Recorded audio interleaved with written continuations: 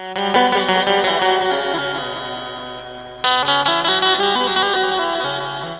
आपण word construction और word formation हा टॉपिक शिकणार आहोत। आता वर्ड कन्स्ट्रक्शन म्हणजे काय तर शब्द रचना, शब्दाची रचना कशी तयार करावी हे आपण शिकणार आहोत। शब्दाच्या रचनेमध्ये आपण प्रॉपर नाउन म्हणजे संज्ञावाचक नामामध्ये आपण एखाद्या व्यक्तीचे नाव किंवा एखाद्या लेडीचे नाव कसे तयार करावे हे आपण शिकणार आहोत। तर यात आपण वाक्य रचना न तयार करता आपण शब्द तयार करण्याचे शिकणार आहोत। तर मग चला बघूया काय शब्द आहे तर मगन। मगन हा शब्द कशा प्रकारे तयार झालेला आहे तर म अ ग अ न म्हणजे काय तर मराठीमध्ये जर बघितला आपण मगन ह्या शब्दामध्ये एकूण किती अक्षरे आहेत तर एकूण 3 अक्षरे आहेत आणि ते काय आहेत तर ते व्यंजने आहेत। म्हणजेच काय आता व्यंजन आपण शिकलो आहोत म्हणजेच कॉन्सोनंट म्हणजे काय आपण शिकलेलो आहोत। कॉन्सोनंट म्हणजे consonant is a letter which can not be properly sounded without the help of a vowel म्हणजे स्वराच्या मदतीशिवाय कॉन्सोनंट किंवा व्यंजन हे उच्चारले जात नाही। आणि व्यंजनाला कशाची गरज लागते कशाची मदत लागते तर स्वराची मदत लागते।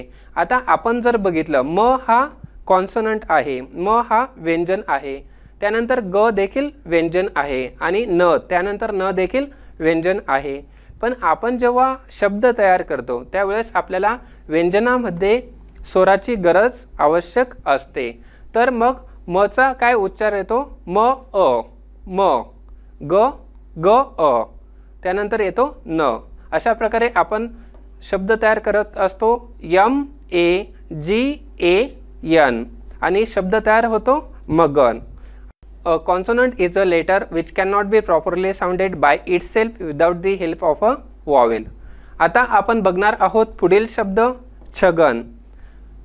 छगनचा उच्चार जर आपण केला तर काय होतो छ अ ग अ न म्हणजेच काय तर आपल्याला छ बरोबर कशाचा उच्चार येतो छ म्हणजेच असा आपण अ असा उच्चार करत असतो।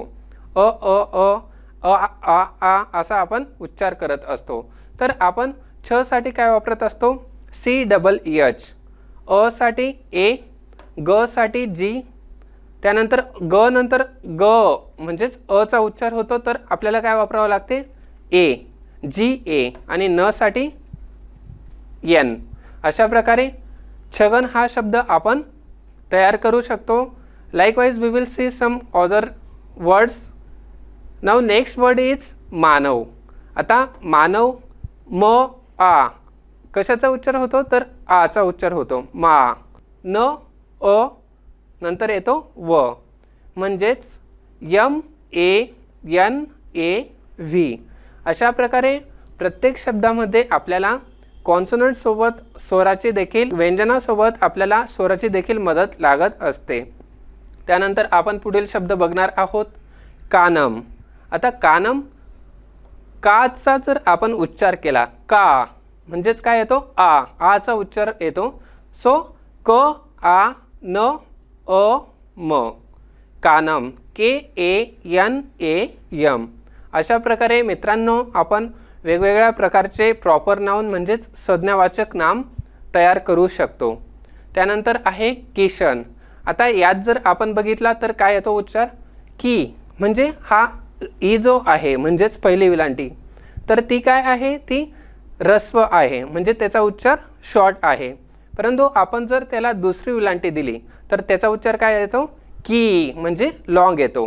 परंतु इथे आहे की म्हणजे शॉर्ट उच्चार तर की क ई श श म्हणजे अ चा उच्चार येतो श अ न।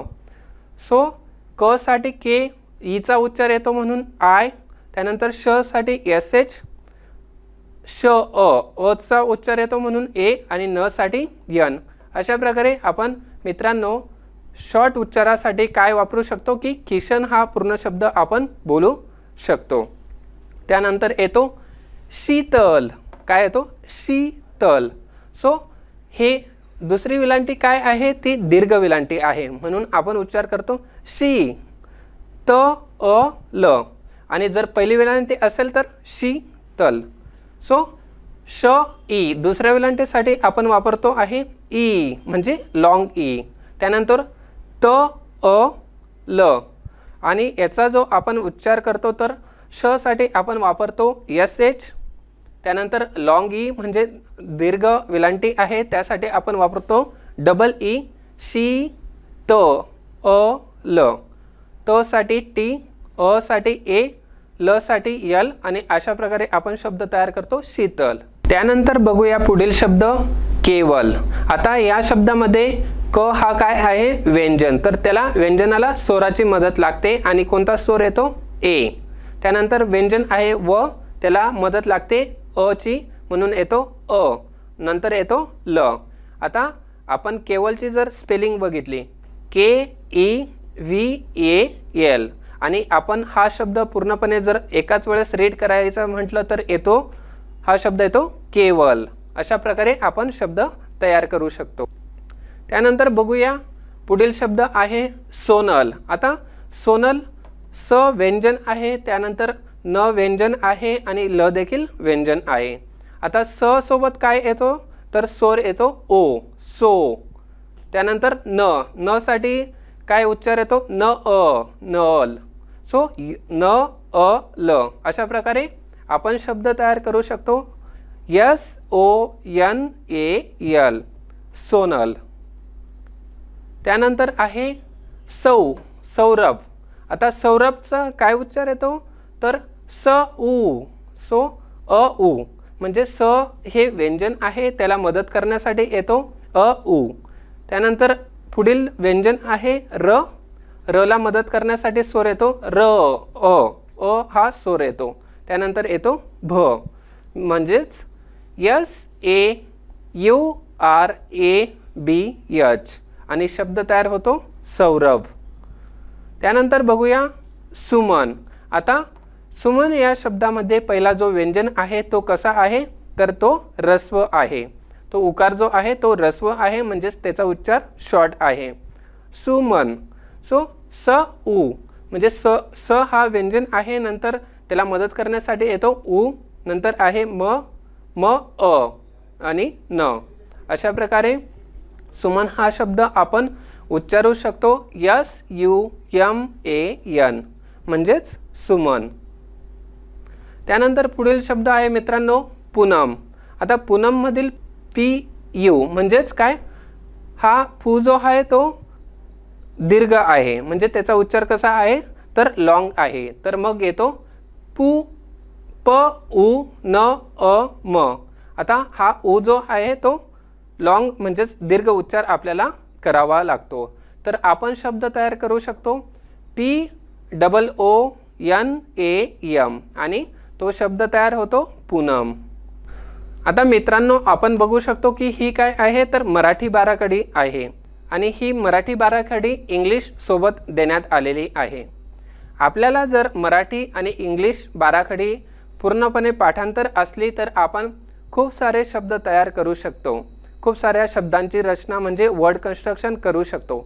त्यासाठी आपल्याला काय करणे महत्त्वाचे आहे गरजेचे आहे तर आपल्याला ही मराठी आणि इंग्रजी बाराखडी पूर्ण क पासून ज्ञ पर्यंत पाठ करणे आवश्यक आहे.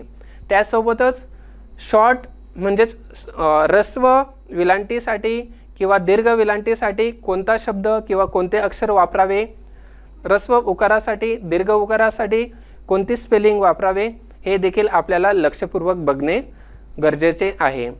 त्यानंतर आपण बघूया पुढील प्रोनाउन्स म्हणजेच पुढील संज्ञावाचक नाम. आता आपण खूप सारे नावं अभ्यासली आहेत. आपण चांगल्या प्रकारे शिकलो आहेत की कशा प्रकारे शब्द तयार करावा, कशा प्रकारे प्रॉपर नाउन तयार करावे. आता आपण इथे बघत आहोत की वेगवेगळ्या प्रकारची नावे दिलेली आहेत. So different types of names are given there means short and long pronunciation words are there. ह्रस्व आणि दीर्घ स्वरूपाचे उच्चार असणारे शब्द दिलेले आहेत. तर आता बघूया. पहिला शब्द आहे मगन. आता मगन मध्ये काय आहे म अ ग अ न म्हणजेच M A G A N. आता हे सारे शब्द काय आहेत तर सर्व शब्द हे म पासून सुरुवात झालेले आहेत. मगन, नंतर मानव, मेघ, मोहन, मौलेश, मीत आणि मिनल. आता प्रत्येक शब्द हा वेगवेगळा आहे. आता पुढील शब्द आहे मेघ. आता मेघमध्ये काय आहे तर मे म्हणजेच काय एक मात्रा दिलेला आहे आणि त्यासाठी काय वापरलेलं आहे यम ई. त्यानंतर आहे जी एच. त्यानंतरचा शब्द आहे मोहन. आता इथे आहे मो म्हणजेच काय उच्चार होतो ओ. टंगची सिच्युएशन प्रत्येक शब्द उच्चारताना वेगवेगळी असते आणि अशा प्रकारे आपल्या प्रत्येक शब्दानंतर वेगवेगळा उच्चार निघत असतो. सो मोहन, मोहन हा शब्द आहे. म्हणजे रेडमध्ये काय दिलेले आहेत पहिले शब्द तर अक्षर तर यम ओ, नंतर आहे एच ए एन. आता मौलेश, मौलेशसाठी काय आहे तर M A U L E S H असा शब्द तयार होतो मौलेश. नंतर पुढील शब्द आहे मीत. आता मीसाठी काय वापरलेले आहे तर यम डबल ई आणि हा मी म्हणजे दुसरी वेलांटी आहे म्हणून स्वर कसा आहे तर दीर्घ आहे. त्यानंतर पुढील शब्द आहे मिनल. आता मिनलचा उच्चार कसा आहे शॉर्ट म्हणजे रस्व वेलांटी आहे मिनल. अशा प्रकारे पुढील शब्द आहे मैत्री, मै. आता मैसाठी आपण काय वापरत असतो तर एम ए आय आणि नंतर आहे टी आर डबल ई. अशा प्रकारे मैत्री हा शब्द आपण तयार करू शकतो. त्यानंतरचा शब्द आहे मुकेश. आता मूसाठी आपण काय वापरतो वेलांट. इथे आहे उकार पहिला. सो पहिला उकार असेल तर आपल्याला याचा उच्चार हा रस्व काढावा लागतो आणि आपण शब्द तयार करू शकतो की M U K E S H. पुढील शब्द आहे मूर्ती. आता मूर्ती या शब्दामध्ये आपण बघू शकतो की कोणते अक्षर वापरलेले आहे इंग्लिश अल्फाबेट तर M double O R T I. नंतर आहे मंगल. मंगलवरती अनुस्वार दिलेला आहे आणि त्याचा उच्चार निघतो अंग. So M A N G A L. अशा प्रकारे मित्रांनो आपण खूप सारे वेगवेगळ्या प्रकारचे शब्द तयार करू शकतो आणि आपल्याला अनेक प्रकारचे शब्द तयार करण्यासाठी या वर्ड कन्स्ट्रक्शन टॉपिकचा खूप मोठा फायदा होणार आहे. So in this way students we have learned today's topic word construction or word formation. I hope तुम्हाला आजचा टॉपिक चांगल्या प्रकारे समजला असेल. Thank you for the day.